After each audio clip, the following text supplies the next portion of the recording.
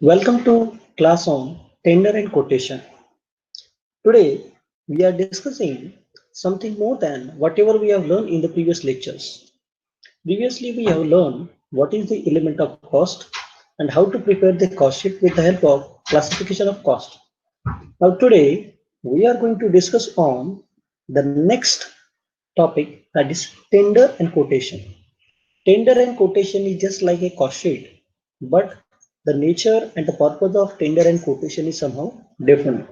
So today in this class, we are going to discuss about what is tender and what is quotation and what are its different types and what are the contents of the tenders and quotation. Once you understood the meaning and its component, then it will be easy for you to prepare tender as well as quotations. So dear friends, if you are new to my channel, I request you to subscribe my YouTube channel eContent VB on the YouTube for the latest and updated videos regarding cost and works accounting. Now let's move on to the today's topic, that is tender and quotation. Tender: when there are more than one supplier dealing with goods or services, a trader or businessman has to select the best supplier giving quality goods or services. The selection of such supplier is decided by issuing tenders. A tender is a written letter or an advertisement given in newspaper inviting prospective suppliers to quote their lowest price and other terms and conditions of sale. Thus, tender is one of the most common method of deciding the supplier of the goods or giving services. In this method, the purchaser works out the details for the requesting quotation. Here, basically, tender is nothing but it is simply just an invitation from the owner to the contractor to execute some work at the specified cost in specified time. The tender is published in the form of tender notice in the newspaper, or maybe it is displayed on the boards, or it is published in the gazettes. So according to the cost of work, it has been published. साध्या शब्दामध्ये tender म्हणजे काय? Tender म्हणजे दुसरं तिसरं काही नसून जेव्हा एखाद्या व्यावसायिकाला आपलं एखादं काम करण्यासाठी त्याच्याकडे दोन किंवा त्यापेक्षा अधिक व्यक्ती असतील की ते एखादं काम पूर्ण करून देऊ शकत असतील किंवा एखाद्या वस्तूचा पुरवठा करत असतील, तर अशा वेळेला त्या बिझनेसमनला चांगल्या क्वालिटीमध्ये कमी किमतीमध्ये कोण चांगल्या प्रकारचा माल पुरवू शकेल किंवा आपलं काम लवकरात लवकर आणि वेळेमध्ये करू शकेल, तर याची निवड करायची असते. मग अशी निवड करत असताना बऱ्याचदा बिझनेसमन हे सप्लायर कडून किंवा जे पुरवठादार असतात त्यांच्याकडून ते टेंडर मागवतात.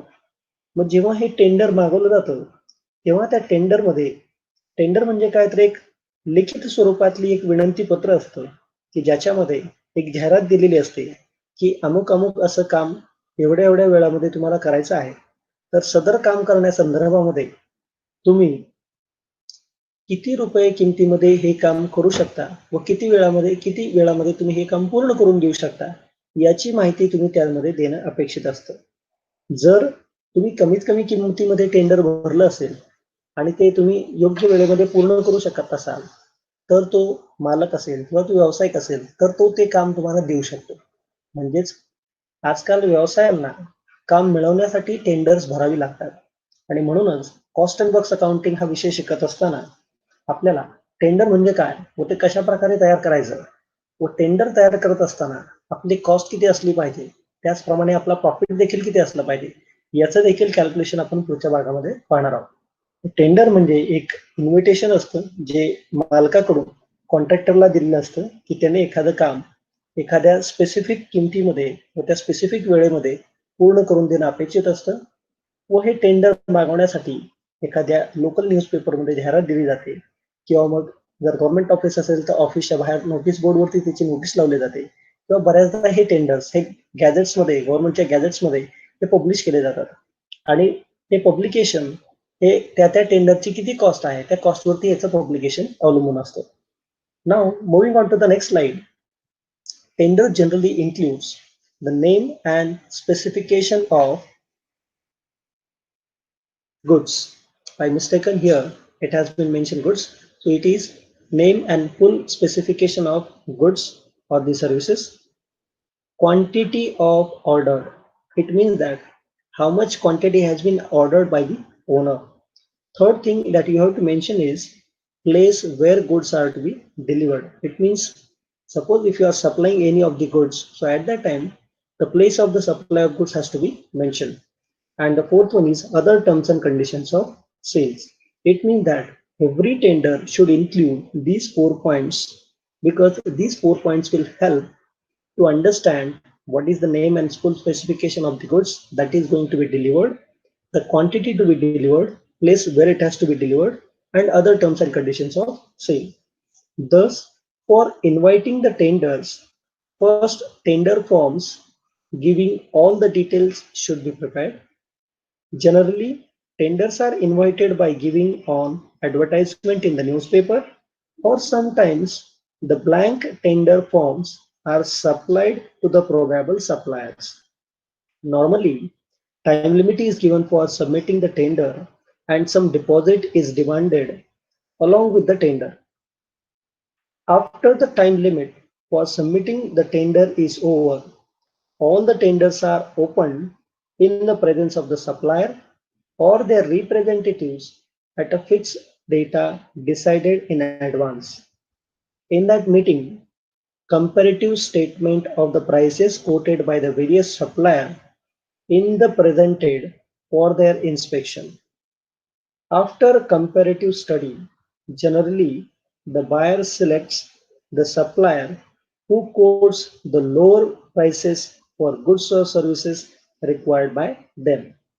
आता नॉर्मली जेव्हा आपण टेंडर मागवतो तेव्हा टेंडर मागवत असताना सगळ्यात पहिल्यांदा आपल्याला त्या टेंडरचा जो फॉर्म असतो तो तयार करावा लागेल आणि तो फॉर्म तयार केल्यानंतर तो आपल्याला जाहिरात द्यावी लागेल आणि जाहिरात दिल्यानंतर आपल्याला ते जे ब्लँक टेंडर आहे ते टेंडर लोकांकडून भरून घ्यावं लागेल आणि जेव्हा सप्लायर ते टेंडर आपल्याला भरून देतील तेव्हा ते टेंडर भरण्यासाठी देखील आपल्याला काहीतरी कालावधी मेन्शन करणं गरजेचं आहे. म्हणजेच 15 दिवसाच्या आतमध्ये 8 दिवसाच्या आतमध्ये सदर टेंडरचा फॉर्म भरणं गरजेचं आहे.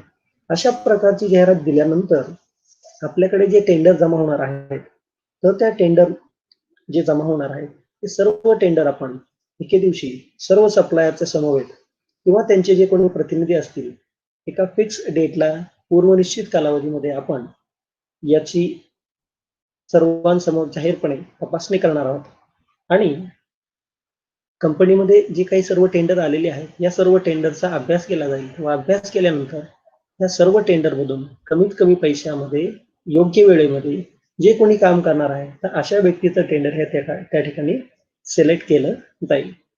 नाव moving on to the next we will talk about the types of tenders. So first tender type is open tender. This type of tender is issued when the sources are many and the value is large. Everybody who is willing to supply such required material can quote his prices in response to this tender. Open tender is nothing but an oral talk or written document between the engineer and the contractor for certain small jobs to be performed. Sometimes it is advertised. Open tender हे बऱ्याचदा तेव्हा issue केलं जातं जेव्हा आपल्याकडे खूप सारे लोक सप्लाय करण्यासाठी अवेलेबल असतात परंतु त्या टेंडरची किंमत किंवा त्या कामाची किंमत ही खूप मोठी असते. अशा वेळेला आपण ओपन निविदा किंवा ओपन टेंडर मागवतो. जेव्हा ओपन टेंडर हे मागवले जातात त्यावेळेला ज्यांना ज्यांना हे टेंडर भरायची इच्छा आहे त्या सर्वांकडून त्या टेंडर मध्ये जे मटेरियल सप्लाय त्यांनी करणं अपेक्षित आहे ते मटेरियल सप्लाय ते किती रुपयाला ते सप्लाय करू शकणार आहेत याची माहिती त्यांनी त्याच्यामध्ये देणं गरजेचं आहे. बऱ्याचदा ओपन टेंडर्स हे जाहिरातीमार्फत लोकांपर्यंत पोहोचवले जातात. उदाहरणार्थ बरेचशी सरकारी जी काही टेंडर्स भरली जातात तर ही ओपन टेंडर या माध्यमातून भरली जातात. आता नवीन प्रकार ई टेंडर नावाचा प्रकार ई निविदा ज्याला आपण म्हणतो असा प्रकार हा अस्तित्वात आल्यामुळे आता बऱ्याच ऑर्गनायझेशन मध्ये ई टेंडरचा ऑप्शन वापरला जातो. Second is sealed tender. Sealed tender means it is invited for important or huge projects. Wide publicity is given, always written documents are made. Sealed tender याचा अर्थ असा असतो की जेव्हा आपल्याला खूप महत्वाचे किंवा मोठे मोठे प्रकारचे प्रोजेक्ट आपल्याला करायचे असतात, उदाहरणार्थ रोड कन्स्ट्रक्शन असतील किंवा एखाद्या ठिकाणी ब्रिज कन्स्ट्रक्शन असेल किंवा एअर असेंब्लिंग असेल किंवा एखाद्या कारचं असेंब्लिंग असेल, तर अशा प्रकारची जी मोठी कामं असतात, या मोठ्या कामांसाठी आपण गुप्त किंवा सीलबंद निविदा ज्याला आपण म्हणतो, त्याला आपण सील्ड टेंडर असं म्हणतो. हे सील टेंडर मागवले जातात आणि हे सील टेंडर मागवत असताना काम मोठं असल्या कारणामुळे याची पब्लिसिटी देखील जास्त मोठ्या प्रमाणावरती केली जाते आणि अशा प्रकारचं टेंडर हे जे आहे हे रिटर्न स्वरूपामध्ये घेतलं जातं, कारण की उद्या जर एखाद्या व्यक्तीने आपल्या कामावरती प्रश्नचिन्ह निर्माण केलं तर अशा वेळेला आपल्याकडे लेखी कागदपत्रांची पूर्तता करणं आवश्यक असतं आणि त्यासाठी हे सील टेंडर किंवा ज्याला आपण पाकिटबंद निविदा असं म्हणतो, हे टेंडर्स मागितले जातात. पुढचा प्रकार आहे तो म्हणजे limited tenders. Limited tenders. When the value of the tender is moderate, limited tenders are issued. Generally, tenders are invited only from those suppliers who are on the approved list of suppliers. Now, limited tenders, only selected number of contractors are invited to quote their rates, statements or topic. आता limited tender मध्ये काय असतं तर ह्या मर्यादित निविदा असतात की ज्याच्यामध्ये काही ठराविक किंवा अप्रूव्ड म्हणण्यापेक्षा आपण असं म्हणूया की जे खरंच एखादी वस्तू सप्लाय करण्यामध्ये जे रजिस्टर्ड अशा प्रकारचे जे काही सप्लायर आहेत त्या सप्लायर कडूनच म्हणजेच ठराविक लोकांकडूनच निविदा मागवली जाते आणि त्यांच्याकडून एखादं काम पूर्ण करण्यासाठी किती किंमत ते चार्ज करणार आहेत याची माहिती त्यांच्याकडून घेतली जाते, म्हणून त्या टेंडरला आपण लिमिटेड टेंडर असं म्हणतो. And fourth one is single tender. Single tender means such a tender and it is issued where an item is of proprietary nature or where the material are detailed with by a single supplier. Single tender is nothing but it is an invitation given to only one firm to render a service by quoting their rates. If the quoted rates are high, it will be negotiated prior to the agreement of the contract. Single tender म्हणजे एका ठराविक संस्थेला आपण आपलं काम पूर्ण करण्यासाठी invitation पाठवतो. त्यानंतर जर ते काम हे खूप महागडं करत असतील तर अशा वेळेला त्या फर्म बरोबर काही नेगोशिएशन्स किंवा वाटाघाटी करून त्याची किंमत आपण कमी करण्याचा प्रयत्न करतो व त्यांच्याकडून आपलं टेंडर हे भरून घेतलं जातं. अशा वेळेला त्या टेंडरला आपण सिंगल टेंडर असं म्हणतो. And the last, that is fifth one, is global tender. This type of tender is issued for the supplier when beyond the boundaries of the country. This tender is mostly used when the factory is under collaboration of foreign government. This type of tender is issued for the supplier even beyond the boundaries of the country. This tender is mostly used when the factory is under collaboration of foreign government. याचा अर्थ असा आहे की हे जागतिक स्तरावरच्या निविदा असतात की ज्यामध्ये आपला जो सप्लायर आहे तो सप्लायर परदेशातही असू शकतो आणि जेव्हा आपली फॅक्टरी ही नवीन असते आणि नवीन फॅक्टरीला जेव्हा एखाद्या परकीय कंपन्यांबरोबर किंवा एखाद्या परदेशी कंपन्यांबरोबर जेव्हा त्यांना टायअप करायचं असेल किंवा त्यांच्याशी त्यांची काही वाटाघाटी त्यांना करायच्या असतील तर अशा वेळेला मात्र आपण जागतिक निविदा मागवतो आणि म्हणून त्याला ग्लोबल टेंडर असं म्हणतात की ज्या ठिकाणी फॉरेन मधल्या काही कंट्रीज त्या आपल्याकडे येऊन आपलं काम ते पूर्ण करून देतात व त्याच्या बदली त्यांना आपण मोबदला हा देत असतो, म्हणून त्या टेंडरला आपण काय म्हणतो तर global tender. Now we are moving on to the second part, that is quotation. Quotation means quotations are required to be given by the supplier to the purchaser of supply of small quantities. इथे quotation हे tender सारखाच प्रकार आहे, परंतु quotation मध्ये जेव्हा आपलं एखादं काम हे स्मॉल क्वांटिटी मध्ये असतं म्हणजे छोटीशी कामं असतात अशा वेळेला आपण कोटेशन मागवतो. Quotation is being required for small jobs. The owner or engineer gives an offer to the contractor for quoting rates for works and supplies required.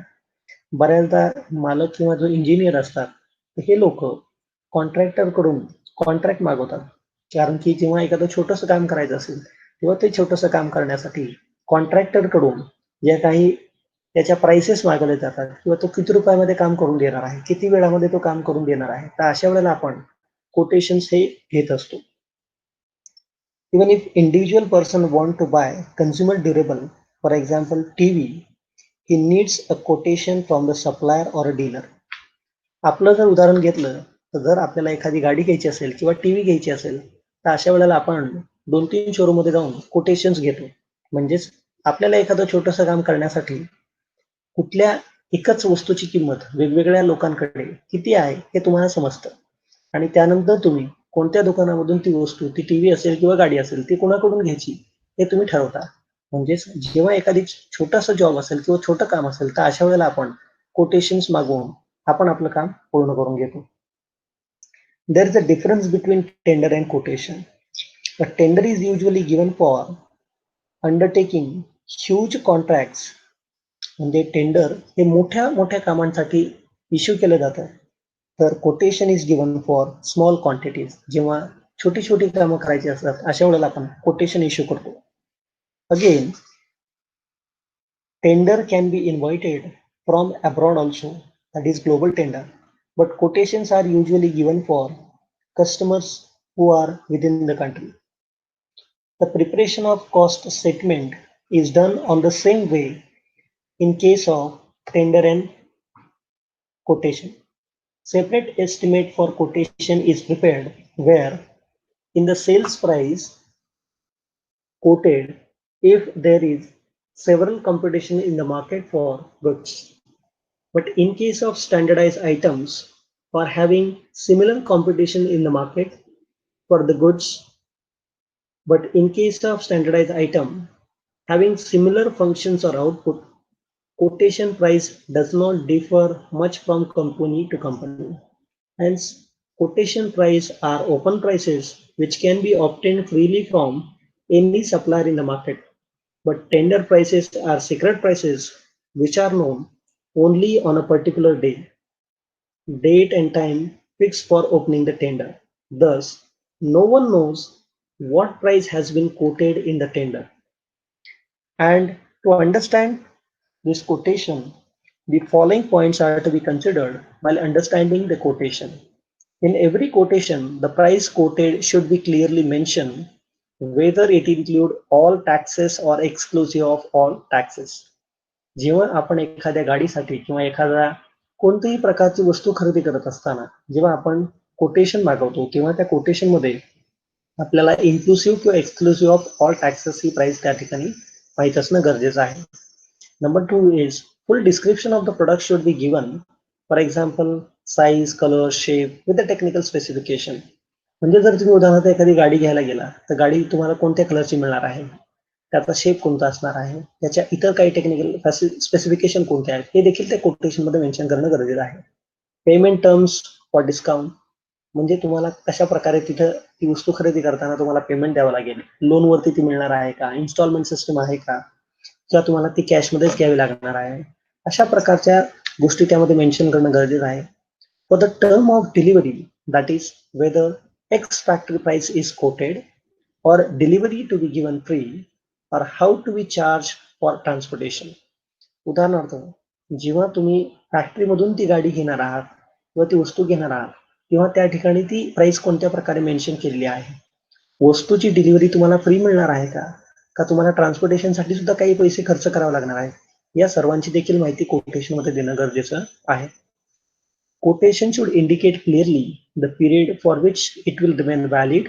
Number म्हणजे ज्या कालावधीमध्ये आपल्याला कोटेशन दिलं आहे तर ते कोटेशन त्या कालावधीसाठी व्हॅलिड असलं पाहिजे आणि त्याच्यानंतर मात्र जर किमतीमध्ये बदल झाला तर ते बदललेल्या किमती या सदर ग्राहकास कळवणं अपेक्षित आहे. After sale services provided if any and the terms for it. जर एखाद्या वस्तूला वस्तू विक्री केल्यानंतर देखील मेंटेनन्सची गरज असेल तर अशा वेळेला आफ्टर सेल सर्व्हिस त्याला कोणत्या ठिकाणी मिळणार आहे किंवा त्यासाठीच्या कोणत्या अटी आणि शर्ती असतील ती याची देखील माहिती देणं गरजेचं आहे.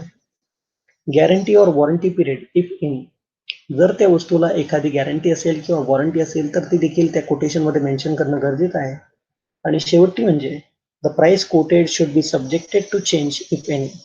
कोटेशन मध्ये काही किमती ज्या वेळेला नमूद केल्या जातात त्यावेळेला बऱ्याच अंशी वस्तूच्या किमती या बदलत असल्यामुळे जर त्या किमती बदलणार असतील तर त्याबद्दलचा देखील उहापोह त्या ठिकाणी करणं गरजेचं आहे. आजच्या लेक्चरमध्ये तुम्हाला काही शंका असेल तर कृपया तुम्ही चॅट बॉक्समध्ये कमेंट करा आणि तुमच्या काही सजेशन्स असतील तर त्या तुम्ही या ठिकाणी मेन्शन करा. व्हिडिओ जर तुम्हाला आवडला असेल तर कृपया त्याला लाईक करा, चॅनलला सबस्क्राईब करा आणि सर्वांपर्यंत शेअर करा. थँक्यू.